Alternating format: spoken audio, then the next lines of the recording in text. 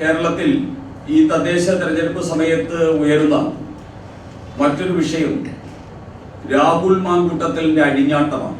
രാഹുൽ മാങ്കൂട്ടത്തിൽ ഇന്ന് കോൺഗ്രസ് എന്ന് പറയുന്ന പ്രസ്ഥാനത്തെ വിവസ്ത്രയാക്കി നിർത്തിയിരിക്കുകയാണ്. കോൺഗ്രസിന്റെ നാഷണൽ ജനറൽ സെക്രട്ടറി മുതൽ KPCC നേതാക്കന്മാരെല്ലാം രാഹുൽ മാങ്കൂട്ടത്തിന്റെ മുമ്പിൽ നിന്ന് വിറയ്ക്കുകയാണ്, ഭയചകിതരായിട്ടിരിക്കുകയാണ്.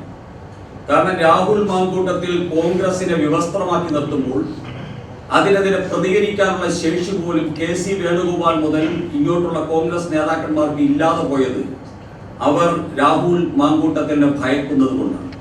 രാഹുൽ മാങ്കൂട്ടത്തിനെതിരെ എന്തെങ്കിലും നടപടിയെടുത്താൽ തങ്ങളുടെ കള്ളക്കളികളും അതോടൊപ്പം തന്നെ പുറംപൂച്ചും പുറത്തു വരുമെന്നുള്ള ഭയമാണ് KC വേണുഗോപാലും VD സതീശൻ ഉൾപ്പെടെയുള്ള മുഴുവൻ നേതാക്കന്മാരെയും ഇന്ന് ബാധിച്ചിരിക്കുന്നത്.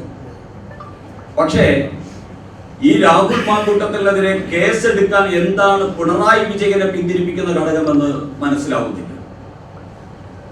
ഇവിടെ എന്തെങ്കിലും ഒരു പരാതി ലഭിക്കുമെന്ന് തോന്നിയാൽ അതിന്റെ പേരിൽ രാഷ്ട്രീയ പ്രേരിതമായിട്ട് കേസെടുക്കാൻ എപ്പോഴും വ്യഗ്രത കാണിക്കുന്ന പിണറായി വിജയൻ എന്തുകൊണ്ടാണ് ഒരു പെൺകുട്ടി ആവർത്തിച്ച് അവരുടെ ഫോൺ സംഭാഷണവും ചാറ്റിങ്ങും പുറത്തു വിട്ടിട്ടും ഇതുവരെ സുവമോട്ടോ കേസെടുക്കാൻ കേരളത്തിൽ ആഭ്യന്തര വകുപ്പ് തയ്യാറാകാത്തത് എന്തുകൊണ്ടാണെന്ന് കേരള സമൂഹത്തിനോട് പറയാനുള്ള ഉത്തരവാദിത്വം മുഖ്യമന്ത്രി പിണറായി വിജയനുണ്ട്.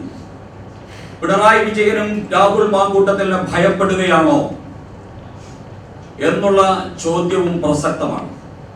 അതുകൊണ്ട് ഞങ്ങൾക്ക് പറയാനുള്ളത്, രാഹുൽ മാങ്കൂട്ടത്തിനെ കോൺഗ്രസിൽ നിന്ന് പുറത്താക്കി വടിയടച്ച് പിണ്ടം വയ്ക്കാൻ ഇവിടത്തെ കോൺഗ്രസ് നേതൃത്വം തയ്യാറാകും.